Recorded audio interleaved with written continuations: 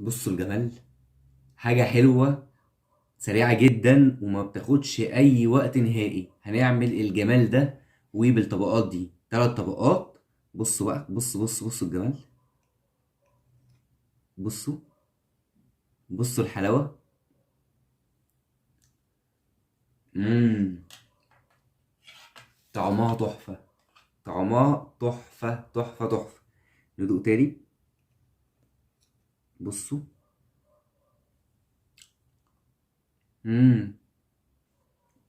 بجد طعمها خيال، جميلة جدا. أول حاجة هعملها هبتدي أحط كيس من الكريم كراميل، شوية من السكر، حوالي ربع كوباية، نص كوباية من الكريم شانتيه،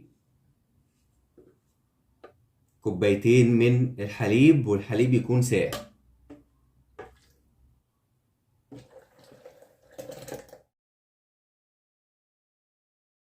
قوامها كريمي وبقت كريمة زي كريمة الخفق كده. البسكوت، أي نوع بسكوت، ومعانا شوية من اللبن.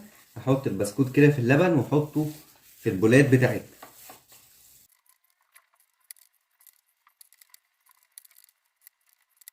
التانية هحط الكريمة، هحط طبقة تانية من البسكوت،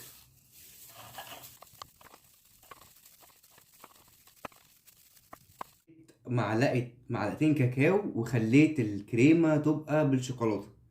نفس الكريمة حطيت لها معلقتين من الكاكاو وضربتهم تاني في الخلاط وعملوا لنا كريمة الشوكولاتة دي.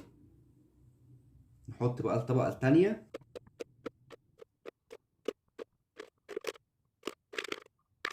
حطيت بسكوتة كده من فوق عشان يدي شكل، وعملنا أحلى وصفة حلو ما بتاخدش أي وقت، وبثلاث مكونات: كريم شانتيه، لبن، الكريم كراميل، وهنعمل وبسكوت طبعا، يعني البسكوت ده أساسي. تمام. أنا هزين بس كده الطبق وهنقدمها مع بعض، وألف هنا وشفا على قلبكم.